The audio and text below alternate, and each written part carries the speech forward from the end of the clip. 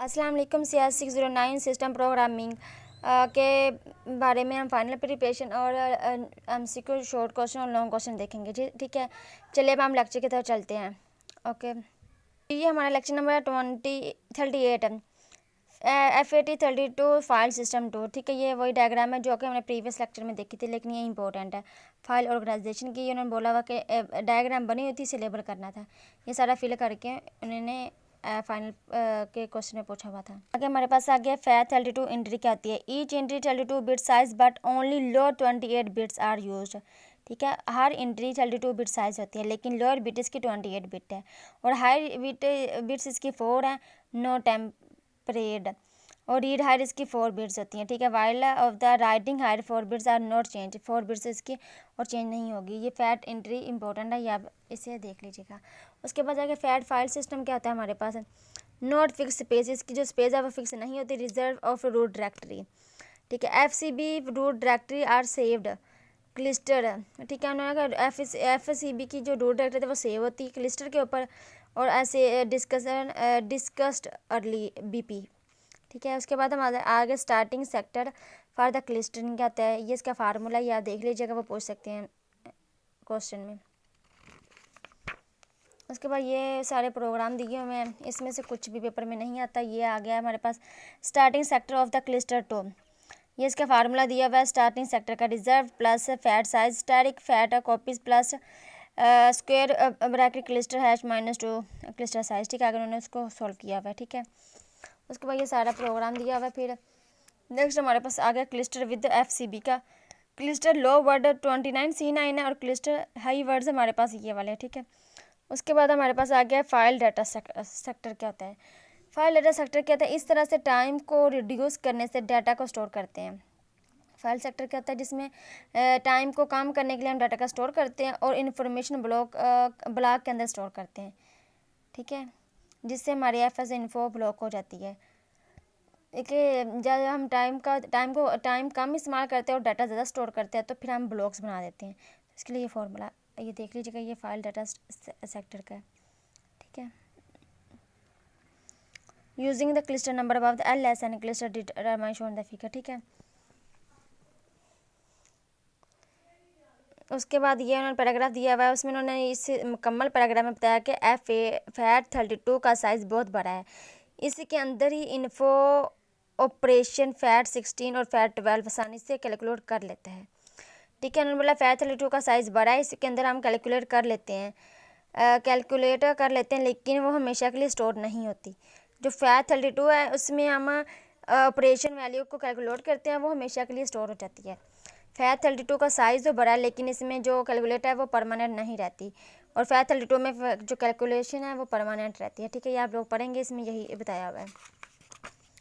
आगे जो टेबल है इसमें भी कुछ नहीं इम्पोर्टेंट है, फिर भी देख लीजिएगा आप लोगों ने करना हुआ तो। आगे हमारे लेक्चर नंबर 39 आ जाती है। NTFS स्टैंड फॉर क्या होता है, न्यू टेक्नोलॉजी फाइल सिस्टम। ठीक है, MFT क्या होता है, stand for master file table. Master file table MFT में होता क्या है, MFT stand for master file table. MFT is a large and fat ये बड़ी होती है फैट से। Data is also stored place inside the, data store किया जाता है प्लेस इनसाइड द MFT में हम डाटा का स्टोर करते हैं। ये फैट से बड़ी होती है और इसे हम मास्टर फाइल फोल्डर कहते हैं। ठीक है, तो अब नेक्स्ट हमारे पास आ जाता है ये table NTF general board sector structure. ये इंपॉर्टेंट है, इसमें हमसे कुछ बहुत ज़्यादा पूछे मैं, उन्होंने ये देख लीजिएगा। उसके बाद नेक्स्ट इस पेजेस पे कुछ भी नहीं है, इन पेजेस में भी यहाँ से भी उन्होंने कुछ भी नहीं है। आगे determine the sector from the cluster, ये फार्मूले दिए हुए सेक्टर क्लस्टर का। ठीक है, डिसअसेंबलिंग का भी दिया हुआ है। उसके बाद ये हमारे पास आ गया NTS assessing NTFS volume dose क्या होता है।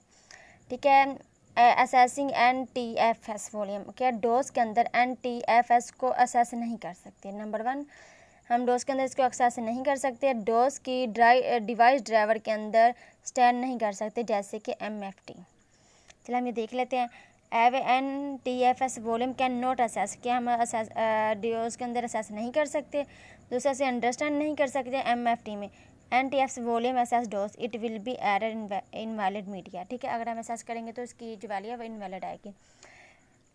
Number how to access NTFS volume using, ये क्या होती है? If the system boot does then, मैंने बोला कि सिस्टम जब बूट होगा तो NTFS में वॉल्यूम को इंडायरेक्ट तरीके से इस्तेमाल कर सकते हैं। नंबर 1 उन्होंने कैसे करना है कि जब सिस्टम बूट होगा तो NTFS की वैल्यू को इंडायरेक्ट तरीके से इस्तेमाल कर सकते हैं। जब कोई टेक्निक इस्तेमाल करेंगे तो फिज़िकल एड्रेस होगा, ठीक है। जब हम कोई टेक्निक इस्तेमाल करें फिज़िकल एड्रेस होगा, यही बताया हुआ यहाँ पे। अगर फिज़िकल इस्तेमाल होगा तो लॉजिकल एड्रेस कन्वर्ट हो जाएगा। अगर फिज़िकल एड्रेस हम इस्तेमाल करेंगे तो लॉजिकल एड्रेस यूज़ हो जाएगा, ठीक है।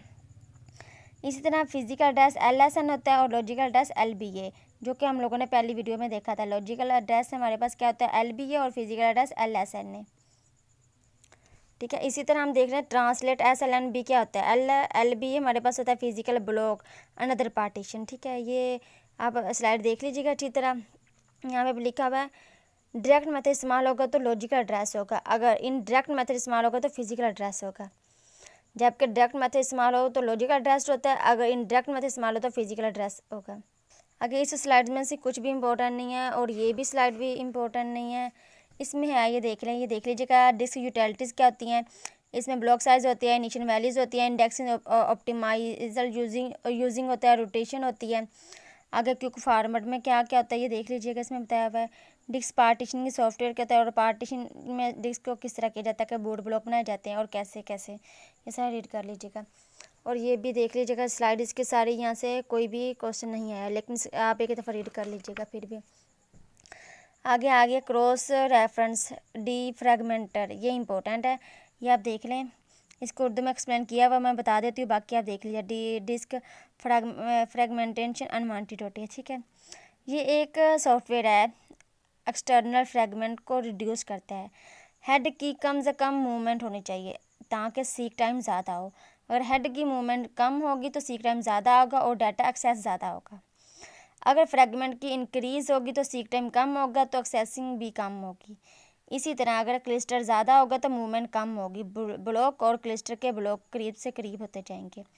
हेड की मूवमेंट को कम करने के लिए डाटा की एक्सेस ज़्यादा होगी। उन्होंने यही बताया कि अगर फ्रैगमेंट को हम रिड्यूस करेंगे तो उसकी हेड की मूवमेंट कम होगी, जब कम होगी तो सीक टाइम ज़्यादा होगा, जब सीक टाइम ज़्यादा होगा तो हमारा डाटा एक्सेस ज़्यादा होगा। ओके, फ्रैगमेंट में सबसे बेसिक चीज़ यही है।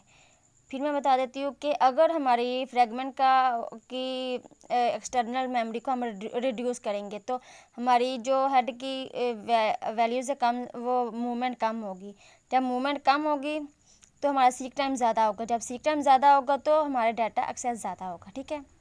ये था हमारा डीफ्रैगमेंटेशन, आप इसे देख लीजिएगा। इसी तरह फाइल रजिस्ट्रेशन है, ये भी देख लीजिएगा आप अच्छी तरह। उसके बाद ये आ जाता है मेमोरी मैनेजमेंट, आ जाता है मेमोरी मैम, आ जाता है मेमोरी मैनेजमेंट क्या है। Understanding the data structure techniques from memory management, study overall memory are use to operating system of application. Operating system use करते हुए हम मेमोरी मैनेजमेंट को देखते हैं। ये देख लीजिएगा, इसमें सबसे इंपॉर्टेंट चीज़ें जो ये हैं वो बता देते हैं। एक्सपेंडेड मेमोरी और एक्सटेंडेड मेमोरी कहता है। EMM stand for expanded memory management, ठीक है। एक्सपेंडेड मेमोरी को हम EMS भी कहते हैं, ठीक है। और एक्सपेंडेड मेमोरी में अनयूज मेमोरी को इस्तेमाल करने की इजाज़त देती है। जो एक्सपेंडेड मेमोरी होती है वो अनयूज मेमोरी को इस्तेमाल करने की इजाज़त देती है। और इसकी जो EMM 386 एक ड्राइवर नेम है, ठीक है।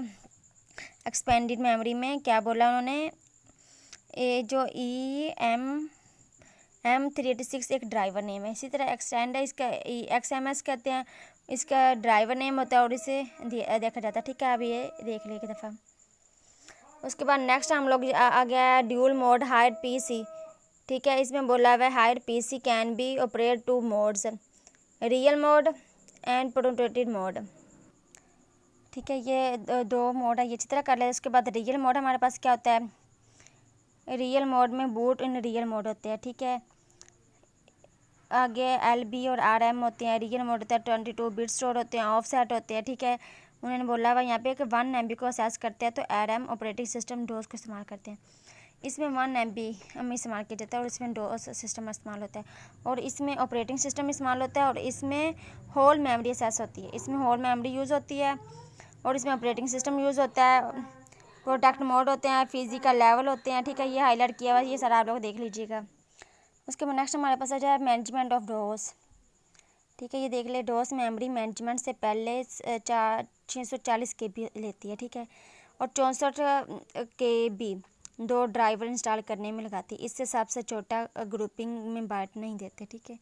नंबर 1 उन्होंने भी यहाँ यही बताया हुआ है कि हम 640 KB सबसे पहले वो मेमोरी लेती है, उसके बाद 64 KB वो इंस्टॉल करने के लेती हैं। इसी तरह पैराग्राफ में पैराग्राफ ये देख लीजिए, ऑफसेट एड्रेस होता है और ये सेगमेंट एड्रेस होता है, ठीक है। ये डेफिनेशन उसकी दी हुई ये देख लीजिएगा। डाटा स्ट्रक्चर मेमोरी क्या होती है हमारे पास, MCB, FBP और PPCB। MCB memory control block होता है, BB इन्वायरमेंट ब्लॉक होता है, PCB प्रोग्राम सेगमेंट प्रीफिक्स होता है, ठीक है। उसके बाद हमारे MCB एरिया ऑफ हेडर क्या होता है, इसके MCB एरिया ऑफ ये कंट्रोल करती है लोकेटेड मेमोरी को, ठीक है। Every located memory MCB before start और ब्लॉक। MCB के 60 बाइट लार्ज स्ट्रक्चर होता है। MCB जो लार्ज स्ट्रक्चर होता है 16 बाइट्स होता है, ठीक है। ये उन्होंने MCQ से पूछा हुआ था। इन्वायरमेंट ब्लॉक क्या होता है ये देख लीजिए, भी इंपॉर्टेंट है, वो पूछ सकते हैं कि शॉर्ट क्वेश्चन में आगे। PSP क्या होता है, in situation before the start of process. इसमें डाटा को ट्रांसफ़र किया जाता है एरिया के थ्रू, इस पर पैरामीटर्स की कमांड लगाई जाती है, ठीक है। उसके बाद इस पेज में कुछ भी इंपॉर्टेंट नहीं है, नीचे वाले एक MCQ आया हुआ है, ये आप देख लीजिएगा। और ये सारा प्रोग्राम इन्होंने दिया हुआ है। ये नॉन कंटीन्यूअस का, ये आगे हम देखते हैं, ये आगे नॉन कंटीन्यूअस एलोकेशन ये कहते हैं, ठीक है। इसका मैंने सारा उर्दू में लिखा भाई, ठीक है। ये जो ओल्ड ऑपरेटिंग सिस्टम होते हैं ना, उनका कंटीन्यूअस को कंट्रोल करता है। जो ओल्ड होते थे ना हमारे पास कंटीन्यूअस ऑपरेटिंग सिस्टम, उनको जो कंटीन्यूअस हमारे पास थे पुराने थे, उन्हें ऑपरेटिंग सिस्टम कंट्रोल करता है। 8286 ये नॉन कंटीन्यूअस एलोकेट की सपोर्ट करता है, ठीक है। और 8286 ये सेगमेंट को भी सपोर्ट करता है। जो ये सेम एड्रेस है ना 80286 ये नॉन कंटीन्यूअस को भी सपोर्ट करता है और सेगमेंट का भी। और आगे 8036 जस्ट पेजेस को सपोर्ट करता है, ठीक है। इसमें 4 चीज़ें याद रखी हैं कि जो ओल्ड ऑपरेटिंग सिस्टम था वो कंटीन्यूअस को कंट्रोल करता है जस्ट, ठीक है। 80286 ये एक तो सेगमेंट को सपोर्ट करता है, दूसरा नॉन कंटीन्यूअस को, ठीक है। नंबर 3 पे 8306 ये पेजेस को सपोर्ट करता है, ठीक है। यहाँ पे भी हाईलाइट किया हुआ है, आप लोग देख लीजिएगा। इसमें 3 चीज़ें आप लोगों को याद रखनी है कि नंबर 1 जो हमारा ओल्ड ऑपरेटिंग सिस्टम था जो जस्ट कंटीन्यूअस को सपोर्ट करता था, ठीक है। 80 to 86 ये नॉन कंटीन्यूअस को भी सपोर्ट करता है और सेगमेंट को भी सपोर्ट करता है, लेकिन 8386 जस्ट पेजेस को सपोर्ट करता है, ठीक है। उसके बाद हमारे पास आ गया एड्रेस ट्रांसलेशन क्या होता है, ये इसका फार्मूला दिया गया, ये देख लीजिएगा आप लोग, ठीक है। आगे हमारे पास आ गया सिलेक्टर और क्या होता है, ठीक है। ये देखिए, in the product mode the segment register are use to selector are the name use to, ये लिखा हुआ उर्दू में, ठीक है। प्रोटेक्टर में हम सेगमेंट रजिस्टर को एक सिलेक्टर के तौर पर इस्तेमाल करते हैं। प्रोटेक्टर को हम सेगमेंट में एक रजिस्टर के सिलेक्टर के तौर पर इस्तेमाल करते हैं। ये काम करता है कि डिस्क्रिप्टर को सिलेक्ट करने के लिए इस्तेमाल किया जाता है, ठीक है। उसके बाद डिस्क्रिप्टर क्या होता है, इसमें क्या किया जाता है, मेमोरी सेगमेंट को स्टोर इसके एट्रीब्यूट स्टोर किए जाते हैं और इसकी लेंथ और लिमिट देखते हैं, ठीक है। यहाँ से भी देख लेते हैं कि मेमोरी सेगमेंट के एट्रीब्यूट के रिलेटेड स्टोर करते हैं, ठीक है। और एड्रेस बताते हैं कि कहाँ से कहाँ जाना है और इसकी लेंथ और इसकी लिमिट क्या है, ठीक है। ये आप लोगों ने देख लेना अच्छी तरह। नेक्स्ट ये है, इसमें कुछ भी नहीं आया हुआ, ये देख लीजिए। ये important descriptor table GDT LTD ITD, ठीक है। ये देख लें global descriptor table, local descriptor table, आप लोग ये देख लीजिए GLI लिख के, तो हम लिखेंगे ग्लोबल लोकल इंटरप्ट, ठीक है। तो ग्लोबल लोकल इंटरप्ट लिखने से बाकी ये सेम 3 चीज़ें आ जाएंगी, बाकी लास्ट वाले दोनों याद कर लीजिएगा, डिस्क्रिप्टर टेबल कितने होते हैं और कैसे होते हैं। उसके बाद ये हमारे पास आ गया सिलेक्टर वाला, ये वो कि जो हम लोगों ने पीछे पढ़ा है। और प्रोटेक्टर मोड क्या होता है, और ये तो इम्पोर्टेंट नहीं है, ये सारे प्रोग्राम ही हैं। काउंट रजिस्टर इंपॉर्टेंट है, ये हमने वही देखा, वही देखे अभी 836 पढ़ा जिसमें पेजेस को हम लोग कंट्रोल करते हैं, ठीक है।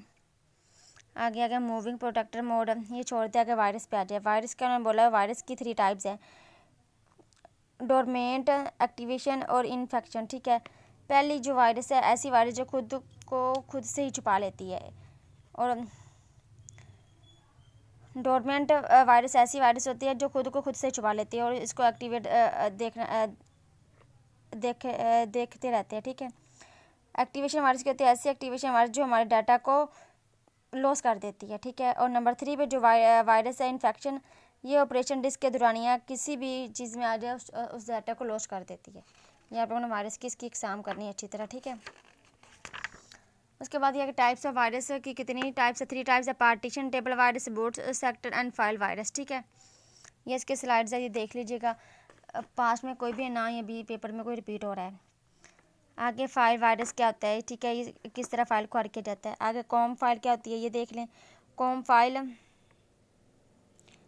Is a mirror image program, it's image disk, ठीक है। ये इसकी बाइट्स और नियर जंप इंस्ट्रक्शन होती है, ठीक है।